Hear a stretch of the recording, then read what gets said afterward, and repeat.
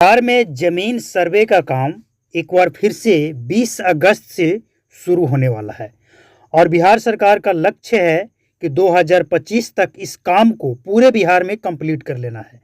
अब कुछ लोगों के मन में ये सवाल उठ रहे हैं कि हम अपने ज़मीन का सर्वे नहीं कराएंगे तो क्या होगा, मेरे पास ज़मीन का पेपर नहीं है तो क्या होगा, कुछ लोगों के दादा परदादा के नाम पे ज़मीन है उसका क्या होगा, इसके अलावे जिस ज़मीन पे विवाद चल रहा है उसका क्या होगा। कई सारे सवाल लोगों के मन में है।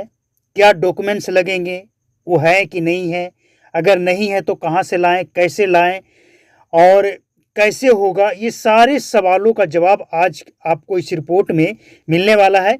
इस रिपोर्ट को देखने के बाद ज़मीन सर्वे से जुड़ी हुई सभी सवालों के जवाब आपको मिलने वाला है।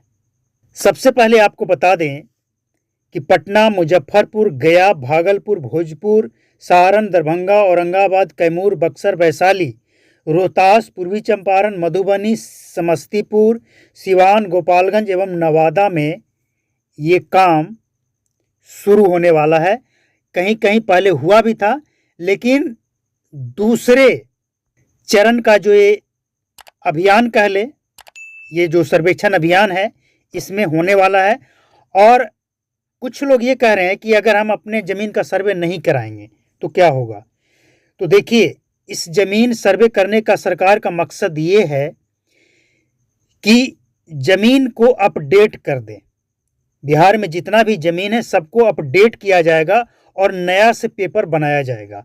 अगर आप अपने ज़मीन का सर्वे नहीं कराएंगे तो आपके पास जो पुराना पेपर है, अगर उस ज़मीन को आप बेचना चाहेंगे, किसी को देना चाहेंगे, यानी उस ज़मीन का पेपर अपडेट आप नहीं कराएंगे, सर्वे नहीं कराएंगे, तो जो ज़मीन का पेपर आपके पास है वो रद्दी हो जाएगा, उसका कोई वैल्यू नहीं होगा इस अपडेट के बाद, क्योंकि जो नया पेपर आपको दिया जाएगा उस पेपर का वैल्यू होगा। इसीलिए जो ये सोच रहे हैं कि हम जैसे कोरोना वैक्सीन नहीं लिए थे तो क्या हो गया, वैसे ही ज़मीन का सर्वे नहीं कराएंगे, तो गलत सोच रहे हैं। ज़मीन का सर्वे सभी को करवाना है और बहुत ज़रूरी है। और जब तक आप सर्वे नहीं कराएंगे तब तक वो ज़मीन आपका नहीं रहेगा। जब सर्वे होगा, नया अपडेट आएगा और नया पेपर आपको मिलेगा, इसके बाद ही उस ज़मीन के मालिक आप कहे जाएंगे और उसी पेपर का वैल्यू इसके बाद से, सर्वे के बाद से माना जाएगा।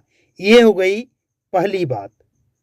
दूसरी बात ये है कि कुछ लोग सरकारी ज़मीन पे कब्जा करके घर बना लिए हैं या खेती करते हैं या तालाब या पेड़ पौधा लगा दिए हैं या कुछ भी कर लिए हैं, तो उसका क्या होगा। दरअसल में इसको समझने के लिए आपको दो बातें समझनी होगी।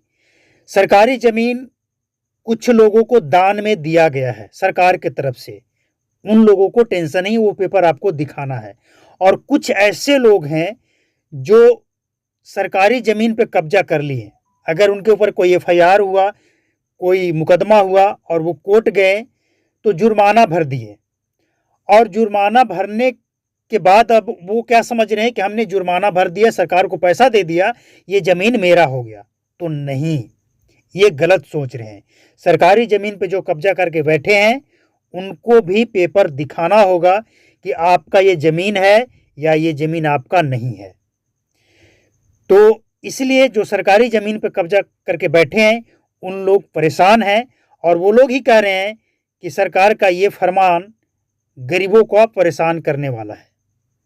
अब एक और सबसे बड़ा समस्या बिहार में है कि लोगों के पास पेपर नहीं है और दादा परदादा के नाम पे है ज़मीन, उसका क्या होगा। तो नाम किसी का हो, चाहे दादा परदादा या किसी के नाम पे ज़मीन हो, उससे दिक्कत नहीं है, लेकिन आपके पास उस ज़मीन का रसीद, कोई मान लिया जाए कोई पेपर ही नहीं है, तो क्या होगा। तो पेपर आपको जो चाहिए, जो दादा परदादा के नाम पे ज़मीन है, तो जो जमाबंदी होता है, जो रसीद कटता है, वो आपको चाहिए। इसके अलावे एक पेपर आपको और बनवाना पड़ेगा, वंशावली, बंटवारा नामा, कि आपके दादा परदादा इतने भाई थे, उनके इतने बेटा हुए, यानी वंशावली करारनामा कि हम लोगों ने अपने सहूलियत के हिसाब से अच्छी तरह से ज़मीन का बंटवारा कर लिया है और ये हमारा वंशावली है। तो इसका भी ज़रूरी हो, इस डॉक्यूमेंट्स को होना ज़रूरी है, इसे आप करवा लें, वरना होगा क्या, बाद में आपको, अभी अधिकारी आपके द्वार आएंगे और बाद में अधिकारी के पीछे आपको भागना पड़ेगा। इसीलिए ये काम भी करवा लें तो बेहतर रहेगा, वंशावली बनवा लें और उस जमाबंदी करंट रसीद को आप अपने पास रख लें। पहले का कटा हुआ है उसका वैल्यू नहीं है, करंट रसीद आप कटवा लें। अब डॉक्यूमेंट्स क्या चाहिए, जिनके पास अपना खरीदा हुआ प्रॉपर्टी है तो उनके पास तो ओरिजिनल पेपर हो गया, लेकिन इसके बाद भी जो चाहिए डॉक्यूमेंट्स वो है जमाबंदी संख्या का ब्यौरा, मालगुजारी का रसीद कॉपी, खतियान का नकल अगर उपलब्ध हो तो, या फिर दावाकृत भूमि से संबंधित दस्तावेज ब्यौरा, आधार कार्ड की कॉपी और सबकी फोटो कॉपी, एक कॉपी आपको अपने पास वहाँ लेकर जाना है और वो कॉपी जो अधिकारी आएंगे वो आपसे जमा ले लेंगे और एक कच्चा रसीद, कच्चा या ये कहें कि खतियान, एक कच्चा खतियान आपको देंगे और उस खतियान में, उस पेपर में आपको सब कुछ अच्छी तरह से चेक कर लेना है, जैसे कि नाम जो आपने ब्यौरा दिया है, जैसे आपका जो ज़मीन है, जो प्लॉट है, वो सब कुछ, आपके प्लॉट का चौहद्दी, आपके आसपास में किसका ज़मीन है, ये बिल्कुल सही जानकारी देना है और वो सब कुछ जो आपको डॉक्यूमेंट्स मिलेगा, कच्चा डॉक्यूमेंट्स उसमें लिखा हुआ होगा, उसको आप ध्यान से देख लें, पढ़ लें। अगर उसमें कोई त्रुटि है तो उससे आप वहीं पे ठीक करवा लें। बाद में भी ठीक हो सकता है, लेकिन बाद में आपको परेशानी होगी और वहीं पे आप करा लें तो ज़्यादा बेहतर होगा। और इसके बाद कुछ दिनों के बाद, वैसे तो 15 दिनों का ये वक्त दिया जाएगा कि अगर कोई त्रुटि है तो उसे आप सुधार करवा सकते हैं, लेकिन ऑन द स्पॉट अगर आप सुधार करवाते हैं तो आपको परेशानी कम होगी और बाद में आपको 15 दिन का समय दिया जाएगा, लेकिन उसमें आपको खुद जाकर दौड़ना पड़ेगा कार्यालय। अब इसके बाद जब पूरे बिहार का सर्वेक्षण का काम पूरा हो जाएगा तो सर्वेक्षण रिपोर्ट जो सरकार के पास जाएगी उसके आधार पे सबका ओरिजिनल जमीन का डॉक्यूमेंट्स बनेगा, यानी एक यूनिक नंबर दिया जाएगा, एक ऐसा पेपर दिया जाएगा जिस पेपर के माध्यम से आप उस ज़मीन के मालिक कहलाएंगे। इसके बाद उसी पेपर के माध्यम से आप ज़मीन को बेच सकते हैं और आप ये दावा कर सकते हैं कि ये ज़मीन आपका है। अब कुछ लोग ये कह रहे हैं कि इससे क्या फ़ायदा होगा, ये तो गरीबों को परेशान करने वाली बात है, लोग कहाँ से इतनी जल्दी जल्दी डॉक्यूमेंट्स लाएंगे। तो इतनी जल्दी नहीं है, समय पर्याप्त है आपके पास और 20 अगस्त से भले ये काम शुरू हो रहा है, लेकिन ऐसा नहीं कि अचानक आपके ही पास आ रहे हैं। तो इसका फ़ायदा क्या होगा, इस ज़मीन सर्वेक्षण से ज़मीन की जो दोबारा अपडेट किया जाएगा, बिल्कुल न्यू अपडेट, इससे ज़मीन मालिकों का सत्यापन किया जाएगा, ज़मीन के नक्शे का सत्यापन किया जाएगा, ज़मीन सर्वेक्षण से जुड़े विवादों को कम करने में सहायता मिलेगी। जो फर्जी अवैध तरीके से किसी के ज़मीन पर कब्जा करके बैठे हैं वो सब खारिज कर दिए जाएंगे और जो प्योर हैं, जिनका ओरिजिनल ज़मीन है, उन सबको बहुत फ़ायदा होने वाला है, लेकिन जो फर्जी लोग हैं उन सब की भंडा फूटने वाली है। और सबसे बड़ी बात यह है कि ज़मीन लेन देन करने में पारदर्शिता आएगी और इसके बाद जो ज़मीन खरीदने में ठगी के शिकार होते हैं उसमें 99% कमी आएगी। अब अंत में आपको बता दें कि ज़मीन का जब सर्वेक्षण होगा तो कैसे होगा, तो अधिकारी आएंगे आपके पास, आपके गांव में, आपके खेत में, आपके प्लॉट में और आपके जानकारी, आपके पेपर के जानकारी के माध्यम से वो सब कुछ अपडेट करेंगे। आपको जानकारी देना है, आपके चौहद्दी ज़मीन का चौहद्दी के बारे में जानकारी देना है, और सब कुछ जो आपसे पूछेंगे सही जानकारी जब आप देंगे वो लिखा जाएगा।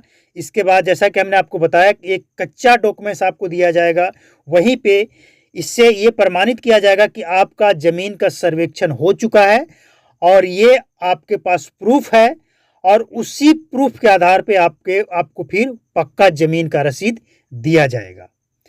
तो इस तरह से ज़मीन सर्वेक्षण होगा। बिहार सरकार का उद्देश्य इसमें पारदर्शिता लाना है, और जो मुकदमे हैं, फर्जी ज़मीन हड़प करने वाले हैं, उन सब का भंडाफोड़ होगा, वो सब खारिज कर दिए जाएंगे। इसीलिए ज़मीन का सर्वेक्षण जरूर कराएं और इन सब डॉक्यूमेंट्स को जरूर अपडेट करके अपने पास रख लें। और किसी भी तरह का विवाद है तो उसे सुलझा कर और अधिकारी के पास जाएंगे तो दोनों के लिए ये बेहतर होगा, वरना आपस में उलझेंगे तो इसका खामियाजा आप सबको, जो उलझे रहेंगे उन सबको भुगतना पड़ेगा। इसीलिए ये सर्वेक्षण किया जा रहा है कि जल्द से जल्द ज़मीन से जुड़ी विवादों में कमी आए, या यूं कहा जाए कि इसे समाप्त कर दिया जाए। क्योंकि कोर्ट में सबसे ज़्यादा मुकदमा अगर चलता है तो वो ज़मीन से जुड़ी हुई मुकदमा ही होता है, किसी न किसी रूप में, चाहे वो घर बंटवारा, ज़मीन बंटवारा या किसी भी तरह का मुकदमा। सबसे ज़्यादा मुकदमा ज़मीन से संबंधित ही होता है। और अगर ये सर्वे अपडेट होगा तो 99% केस ऑटोमेटिक खत्म हो जाएगा।